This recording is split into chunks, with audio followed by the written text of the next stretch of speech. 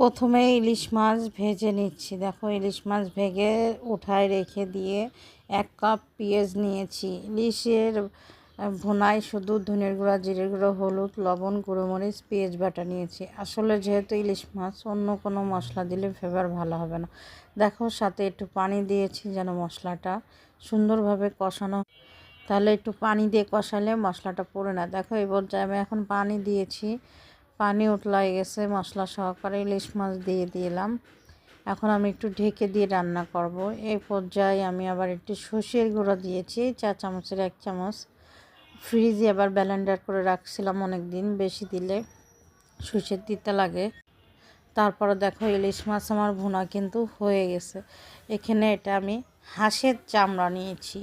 এই চামড়াটা আমার হাজব্যান্ড বেচেছে বসে বসে। এই যে গত 3 দিন বন্ধ ছিল, তার মধ্যে মশলাগুলো তো দেখালামই, আদা রসুন বাটা, জিরে গুঁড়া, ধনের গুঁড়া।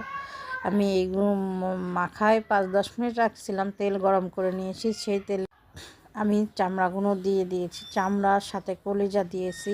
তারপর দেখো পানি ছাড়া শুরু হয়েছে, তেলও ছাড়া শুরু হয়েছে। আমি কিন্তু কোনো পানি দিইনি, এটা আমি ঢেকে ঢেকে এইভাবেই রান্না করেছি। একদম জানো না, গরুর বটের মতন টেস্ট হয়েছিল। বাট ঠান্ডা করে খাইলে একটু শক্ত হয়ে যাবে, তো তোমরা গরম গরমই খাবা। তারপরে পেঁয়াজ কেটে নিয়েছি এখন, আর কাঁচামরিচ কেটে সেটা আমি একই সাথে দিলাম। আমার এই হাঁসের চামড়াটাও ভাজা হয়ে যাবে, পেঁয়াজও ভাজা হয়ে যাবে। এই পর্যায়ে আমি একটু বিট লবণ দিয়েছি, গরম মশলার গুঁড়ো দিয়েছি একটু। এই পর্যায়ে আমি নামাই ফেলবো। দেখো আমি তেল ঝরাই নিচ্ছি, তাহলে কি হবে, এক ফোঁটাও তেল হবে যাবে না পেটে।